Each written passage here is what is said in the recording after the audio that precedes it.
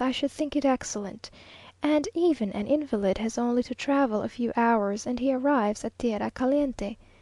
This climate is that of the tropics, raised some 1000 feet above the level of the sea; consequently there is an extreme purity and thinness of the atmosphere, which generally affects the breathing at first. In some it causes an oppression on the chest. On me it had little effect, if any, and at all events the feeling goes off after the first month or so. There is a general tendency to nervous irritation and to inflammatory complaints, and during September and October, on account of the heavy rains, and the drained lakes on which part of the city is built, there is said to be a good deal of ague. Since the time of the cholera in 1833, which committed terrible ravages here, there has been no other epidemic. The smallpox, indeed, has been very common lately, but it is owing to the carelessness of the common people, or rather to their prejudice against having their children vaccinated. The nervous complaints of the ladies are an unfailing source of profit to the sons of Galen, for they seem to be incurable. Having no personal experience in these evils, I speak only from what I see in others.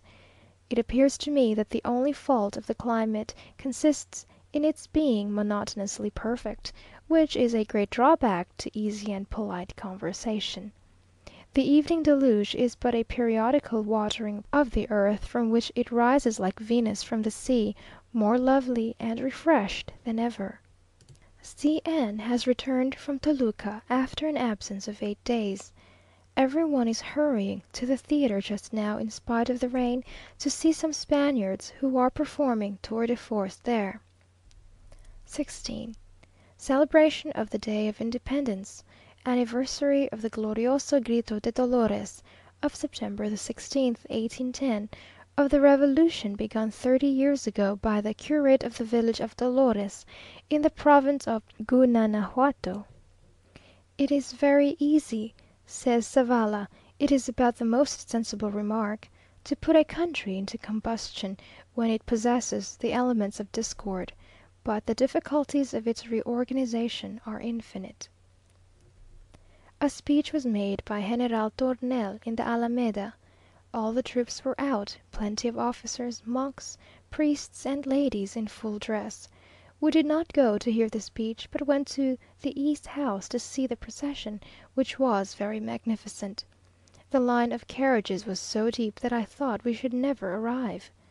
After all was over, we walked in the Alameda, where temporary booths were erected, and the trees were hung with garlands and flowers.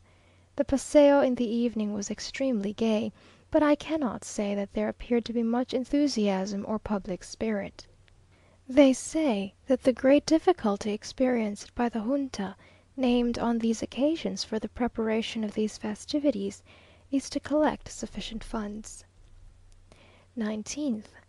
We went yesterday to San Angelo, one of the prettiest villages in the environs of Mexico, and spent the day at the hacienda of Señor T e, which is in the neighbourhood. The rain has rendered the roads almost impassable, and the country round Mexico must be more like Cortes's description of it at this season than at any other period. One part of the road near the hacienda, which is entirely destroyed, the owner of the house wished to repair, but the Indians who claim that part of the land will not permit the innovation, though he offered to throw a bridge over a small stream which passes there, at his own expense. 24th. We passed a pleasant day at Tacubaya, and dined with Monsieur S., who gave a fête in consequence of its being his wife's saint's day. 27th. Great fête, being the anniversary of the day on which the army called the Trijarante (the Three Guarantees) entered Mexico with Yturbide at their head. The famous plan of Iguala, so called from having been first published in that city, was also called the plan of the Three Guarantees, freedom, union, and religion, which were offered as a security to the Spaniards against whom so many cruelties had been exercised. We have had ringing of bells and firing all the morning, and in the evening there is to be a bullfight, followed by the exhibition of the tour de force of these Spaniards, commonly called here Los Hercules, who have just come to offer us a box in the plaza. This plan of the Iguala was certainly the only means by which Spain could have continued to preserve these vast and distant possessions. The treaty of Cordova, which confirmed it, was signed in that city between the Spanish General O'Donoju and Don Agustin Yturbide in August 1821, and consisted of 17 articles. By the first, Mexico was to be acknowledged as a free and independent nation under the title of the Mexican Empire. By the second, its government was to be a constitutional monarchy. By the third, Ferdinand VII, Catholic King of Spain, was called to the throne of Mexico, and should he renounce or refuse the throne, it was offered to his brother the Infant Don Carlos, and under the same circumstances to each brother in succession. By the fourth, the emperor was to fix his court in Mexico, which was to be considered the capital of the empire.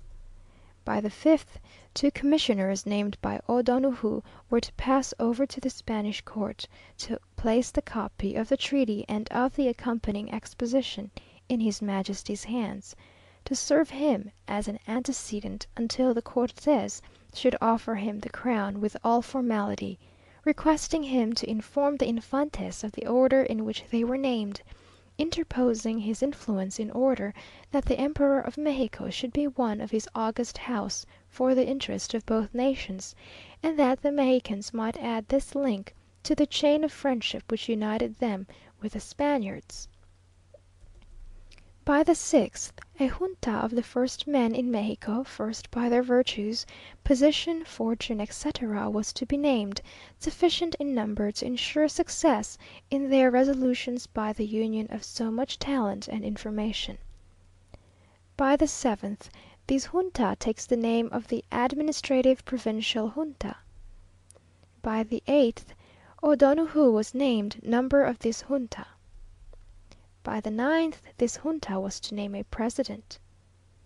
By the tenth, it was to inform the public of its installation and of the motives which had caused it to meet. By the 11th, this assembly was to name a regency composed of 3 persons, to compose the executive power and to govern in the name of the monarch until his arrival. By the 12th, the Junta was then to govern conformably to the laws in everything which did not oppose the plan of Iguala, until the Cortes had formed the constitution of the state. By the 13th, the regency, as soon as they were named, were to proceed to the convocation of the Cortes, according to the method decreed by the provisional Junta. By the 14th, the executive power was to reside in the regency, the legislative in the Cortes, but until the reunion of the Cortes, the legislative power was to be exercised by the Junta. By the 15th, all persons belonging to the community, the system of government being changed, or the country passing into the power of another prince, were perfectly at liberty to transport themselves and their fortunes wherever they chose, etc., etc. By the 16th, this does not hold good in regard to the military or public employees disaffected to the Mexican independence. They will leave the empire within the term prescribed by the regency, etc., etc. By the 17th and last, as the occupation of the capital by the Peninsula troops is an obstacle to the realization of the treaty, this difficulty must be vanquished. But as the chief of the imperial army desires to bring this about, not by force, but by gentler means, General O'Donoju offers to employ his authority with the troops, that they may leave the capital without any effusion of blood, and by an honourable treaty. This treaty was signed by Yturbide and O'Donoju. Had this plan of Iguala taken effect, what would have been the result in Mexico? What its present condition? This being Sunday and a fête day, a man was murdered close by our door in a quarrel brought about probably through the influence of pulque, or rather of chinguirite. If they did not so often end in deadly quarrel, there would be nothing so amusing as to watch the Indians gradually becoming a little intoxicated.